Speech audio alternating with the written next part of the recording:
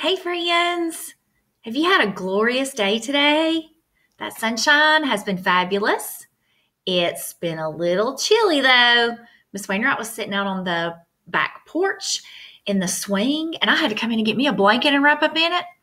And then I fell asleep out there, guys. I took the most wonderful, longest, greatest nap ever out there on the porch. And you know what woke me up? My dog. My dog Samson. He's a big old Rottweiler Black Lab mix. And when I'm outside, he stays like within 6 inches. He don't know anything about social distancing and keeping space. And so he was right up underneath the swing and he was snoring so loud. It woke me up. So I woke up and it's freezing and I came in and got on my sweatshirt, my favorite Navarre beach sweatshirt. I can't wait till I can go back to the beach. But I was going to go ahead and read you guys a bedtime story today. Just a little early because I don't know. I just thought I'd go ahead and read it and post it, and then you can listen to it whenever you want to this evening. Or some of you might be watching the Trolls Worldwide Tour movie that came out today. I think I might watch it tonight myself. I love the Trolls. So anyway, the book I'm going to read you guys tonight is called Charlie Anderson, and it's about this sweet little kitty cat. Any of y'all have a little kitty cat? Any of y'all ever had a little kitty cat that runs off, likes to go roaming around? Because, cats are natural roamers and hunters by nature. And so this is a sweet, sweet, sweet story about this cat. His name's Charlie Anderson. And one night when it's storming, they find out that Charlie's missing. So we're going to read this book and find out what happens to Charlie Anderson. And Charlie Anderson is written by Barbara Abercrombie, and it's illustrated by Mark Graham. And I'm going to tell you right now, Mark Graham got some skills. Look at that. It looks real, doesn't it? It looks like a photograph. I'm amazed when people can make their illustrations look just like a photograph, like real life. It's really awesome. And by the way, have y'all checked out some of Miss Santiago's art stuff? I've been following her on Instagram and seeing some of the stuff you guys are doing and some of the stuff she's done. And she's amazing. Shout out to our great Payne Elementary art teacher on the north side. She's awesome. I think when we go back to school, I'm going to start coming to art class with you guys. One cold night, a cat walked out of the woods, up the steps, across the deck, and into the house where Elizabeth and Sarah lived. Let's try to get this close up so you can see. He just came walking up out of nowhere. And I'm looking at the illustrations, guys, and I see a pumpkin. That lets me know it must have been around October, maybe, or November when he decided to come around. He curled up next to their fireplace to get warm. He watched the 6 o'clock news on TV. He tasted their dinner. He tried out their beds. He's just making himself at home, isn't he? He decided to stay, and the girls named him Charlie. Every morning, Charlie disappeared into the woods again.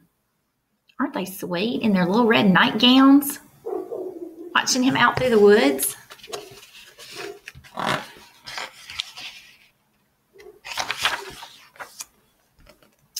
At night, when he came home, Elizabeth brushed him clean, fed him dinner, and made a space for him at the foot of her bed. He liked Elizabeth's bed the best. Sometimes she would wake up in the middle of the night and hear him purring in the dark.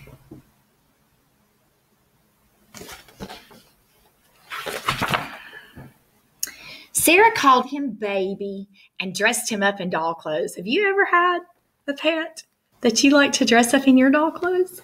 Look at that. Charlie being so sweet. Letting her put that dress on him.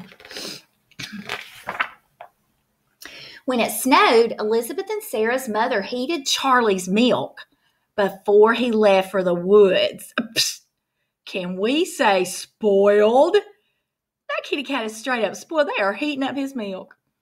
He grew fatter and fatter, and every day he purred louder and louder. He's gorgeous, isn't he? I want a big fluffy cat like that. Y'all know where I can get a big fluffy cat like that?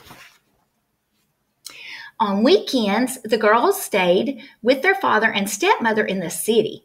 They wanted to bring Charlie with them, but their mother said he'd miss the woods.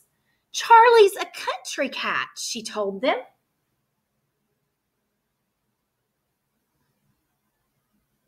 They look really sad, don't they? They're going to miss Charlie. That's kind of difficult sometimes when you have to go back and forth. One stormy night, Charlie didn't come home. Elizabeth and Sarah stayed out on the deck and called his name, but no Charlie. Where was he? Why wouldn't he come out of the woods? Was he all right? Oh my goodness. Can't you just imagine how they feel? How worried they probably are? All night long, Elizabeth listened to the rain beating on the roof and the wind rattling the windows.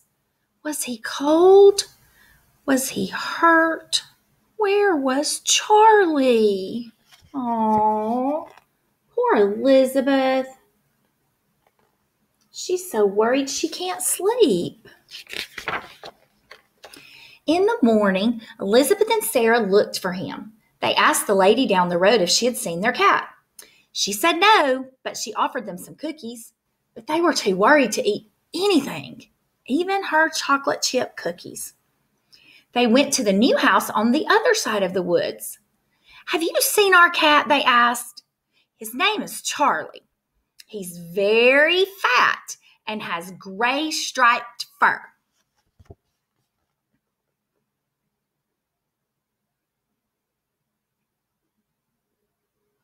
I just love Mark Graham's illustrations. He does a great job. We have a cat with gray striped fur, said the man. But his name's not Charlie. It's Anderson. He's upstairs, asleep on our bed. They heard a meow, and down the stairs came a very fat cat with gray striped fur. Charlie! Sarah and Elizabeth cried. No, that's Anderson, said the woman. We've had him for 7 years, right, Anderson? He looked at her and began to purr. Look at him.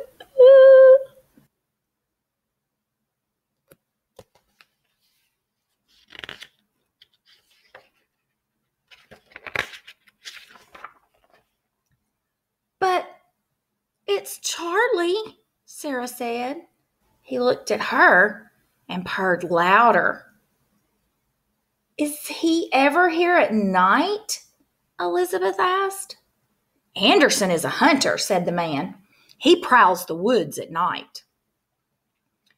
Charlie sleeps in my bed at night, Elizabeth said. He leaves for the woods after breakfast. Anderson comes home at breakfast time, said the woman. He leaves right after dinner. They all looked at the cat. He sat at their feet, very happy and very fat. They call him Charlie Anderson now.